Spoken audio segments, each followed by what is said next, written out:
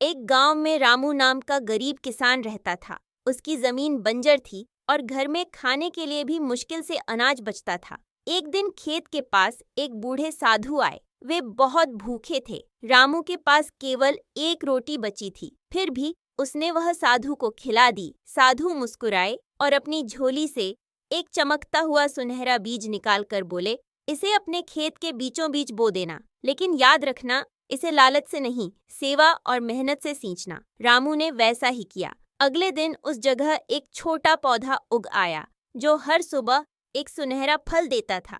वह फल बेचकर रामू का घर चलने लगा। गांव का लालची जमींदार यह देखकर रात में चोरी से वही बीज चुराकर अपने खेत में बो आया। सुबह उसके खेत में सुनहरे फल की जगह कांटों से भरा विशाल पेड़ उग गया। कांटे पूरे खेत में फैल गए और उसकी फसल बर्बाद हो गई। डरा हुआ जमींदार साधु के पास पहुंचा और माफी मांगी। साधु बोले, जादू बीज में नहीं था, तुम्हारे कर्मों में था। अच्छे दिल में बोया गया बीज ही फल देता है।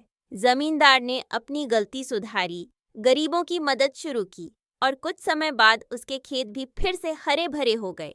सीख, मेहनत, दया और ईमानदारी का फल हमेशा सबसे मीठा होता है।